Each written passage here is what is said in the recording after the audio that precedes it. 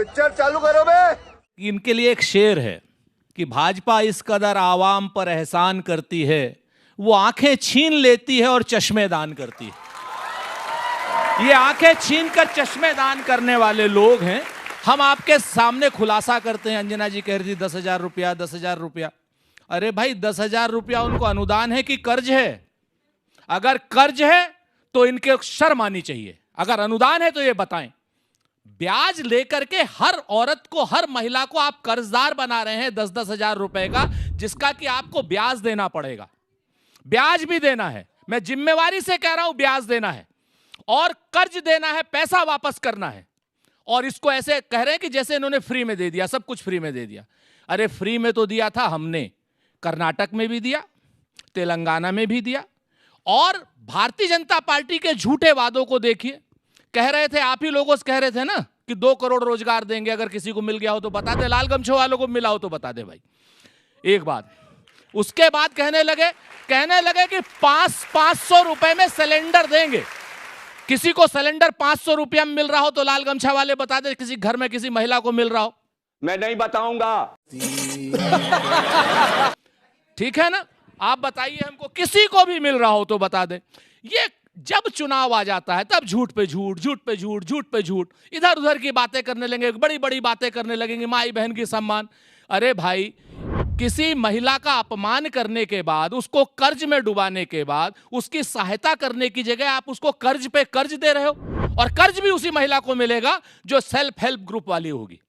हम लोग माई बहन जो योजना दे रहे हैं, 2,500 रुपए का अनुदान दे रहे हैं, कोई वापसी नहीं होगी। क्या बात है। आप सभी को चैलेंज करना चाहता हूं, आप सभी बिहार जाइए। आप में से जो युवा इस वक्त बिहार पिछले 6 महीने में नहीं गया, बिहार जाइए और विकास ग्राउंड पर देखिए।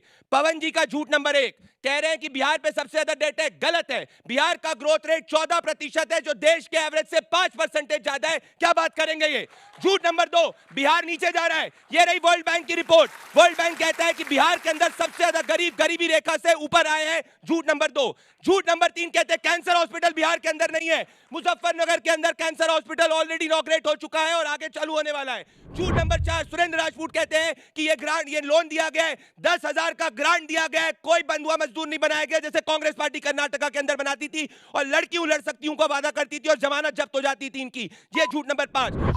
साले का खोपड़ी तोड़ साले का। ये भारतीय जनता पार्टी कितनी बढ़िया बढ़िया बातें कर रही थी ना। प्रदीप जी हैं, बड़े अच्छे इंसान हैं, बड़ा जोर जोर से बोलते हैं, नाच नाच के बोलते हैं भाई। हम नहीं कहेंगे, हम लोग ये नहीं कर पाते हैं। हर शख्स को अगर हम कुछ कहने लगे तो अपने ऊपर काहे को ले लेता है भाई, चोर की दाढ़ी में तिनका। हम तो प्रदीप जी को कुछ कहे नहीं। खैर, इन लोगों की बात है, ऐसा कर लेते हैं। दूसरी बात, महिला सशक्तिकरण की बात करने वाले भाजपा वाले ऐसा झूठा प्रचार करेंगे। आप सब लोग ध्यान दीजिए, आज तक भारतीय जनता पार्टी कोई महिला अध्यक्ष हुआ? अगर हुआ हो तो बता दें। आज तक 1980 से एक भारतीय जनता पार्टी का अगर महिला अध्यक्ष हुआ हो तो बताएं। ये लोग महिला सशक्तिकरण की बात करेंगे और हमारे परिवार के ऊपर आरोप लगाते हैं, क्या नाम, उंगली उठाते हैं। हमें गर्व है कि हम अपने परिवार के हैं। जिनके पास परिवार नहीं होगा तो वो क्या परिवार के होंगे? क्या मां बहन की बात करेंगे भाई? बताइए ना। है हमारे पास परिवार और है हम परिवारवादी। जनता चुनती है हमको, परिवार को, और इस परिवार को लेकर के हमें गर्व है। और जिन लोगों को शर्म हो वो अपना परिवार छोड़ करके, परिवार की महिलाओं को छोड़ करके चले जाते हैं। हम लोग परिवार को छोड़ने वाले लोग नहीं हैं। तू समझा? हाँ।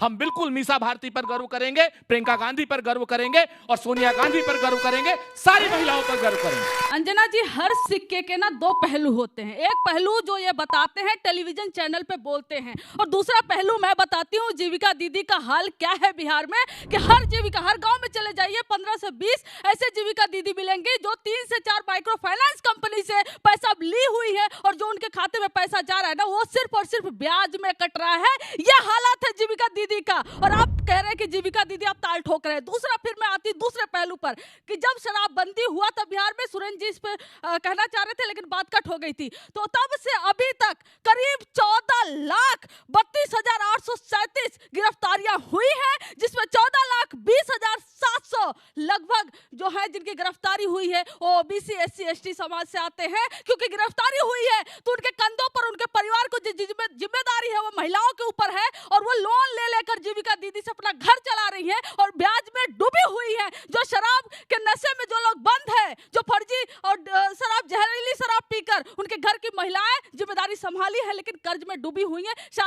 असलियत नहीं मालूम है।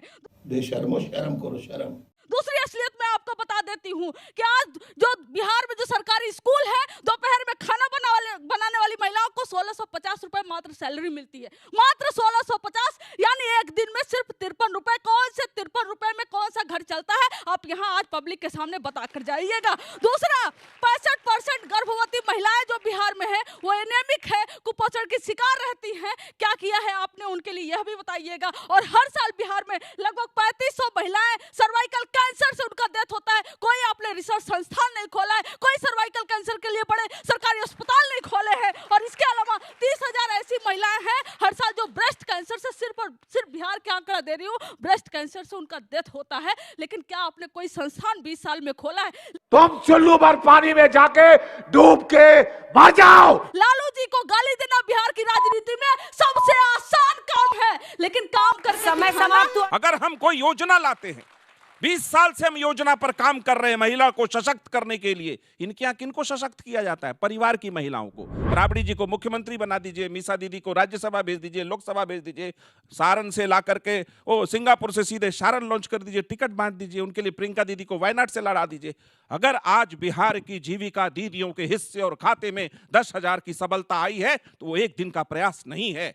पहले उनको जीविका दीदी बनाया गया, उनको 2 लाख रुपया भी दिया जाएगा, स्वरोजगार कार्यक्रम है, और 10 लाख मुख्यमंत्री महिला उद्यमी योजना में पहले से वहां ब्याज मुक्त ऋण दिया जाता रहा। हम महिलाओं को सबल बनाने का काम कर रहे हैं। अभी बदत है भाई, अभी बदत है। अगर मेरा डायरेक्ट भगवान से कांटेक्ट होता तो हम रिक्वेस्ट करते कि इनको लालू जी के परिवार में पैदा कर दीजिए। बहुत रोते हैं लालू जी के परिवार में पैदा ना होने के कारण। और दूसरा, मैं बीजेपी को जवाब देना चाहती हूँ। सुनिए, बीजेपी को जवाब देना चाहती हूँ। ये फिर मुझे आप 10 सेकंड एक्स्ट्रा देंगे, ये बीच में इंटरप्ट करेंगे तो। ये कह रहे हैं ना आप लोग को जाइए बिहार और विकास देखिए, आज जाने से पहले इनसे टिकट लेकर जाइएगा बीजेपी के प्रवक्ता से। ऐसे मत जाइएगा, गलती से पूर्णिया मत जाइएगा, 11 घंटे लग जाएगा फ्लाइट से। और दरभंगा तो कतई मत जाइएगा, 30,000 का टिकट मिलेगा, ये भी अफोर्ड नहीं कर पाएंगे। और ट्रेन का टिकट भूल कर मत मांगिएगा, लटक के जाना पड़ेगा बिहार। ऐसा हालत है बिहार का। और गुणगान करेंगे यहीं से, देखिए दूरबीन से देख लेते हैं बिहार का विकास कैसा है, और आप लोग को भेज कर दिखाते हैं। बात आते फिर से मैं महिला पे आ रही हूँ। महिला, आप क्या कह रहे हैं, लेबर फोर्स पार्टिसिपेशन महिलाओं का बिहार में 15.6% है, जो लगभग सारे राज्यों के कंपैरिजन में इतना कम है। 20 साल का ये आपका विकास है, ये मैं नहीं, बिहार इकोनॉमिक जो सर्वे का रिपोर्ट है वो कहता है। ये यहाँ पर आप फेल हुए हैं, आप सीना तान कर चिल्लाते हैं। समय समाप्त हुआ।